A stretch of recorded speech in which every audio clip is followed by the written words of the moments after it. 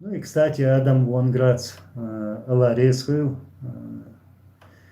когда Кадырова да, говорил, что каждый чеченец должен убить 150 русских, он выполнял задания своих спецслужб.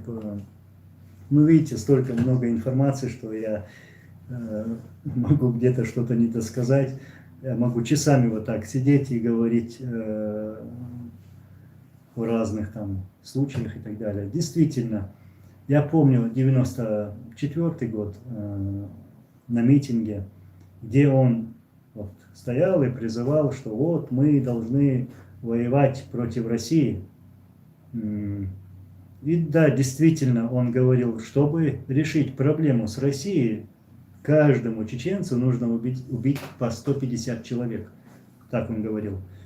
То есть 1 миллион чеченцев и 150 там, миллионов русских.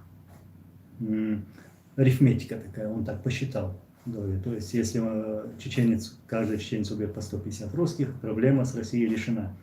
Вот такое радикальное решение. Никогда ни один чеченский лидер, Дудаев, Яндарбиев, Масхадов, Абдулхалим Садулаев, Довка Умаров, никто такие высказывания не делал. То есть более таким радикальным, получается, был Кадыров. Провоцировал. Ну, потом он где-то в какой-то передаче еще сказал, что да, я не так говорил, я вообще говорил, что столько, сколько можно.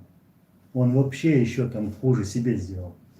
То есть, если чеченец убьет 500 русских, то якобы было бы хорошо, якобы он так говорил. Малоумный.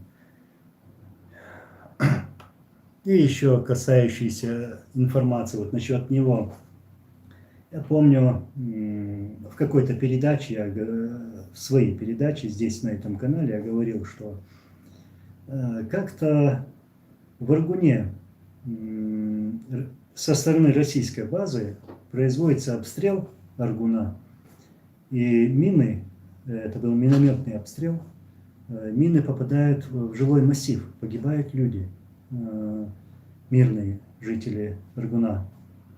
Потом, после этих событий, кажется, на следующий день, где-то так, российский журналист спрашивает у Кадырова, а правда ли, что российские военнослужащие обстреляли Аргун и погибли мирные жители?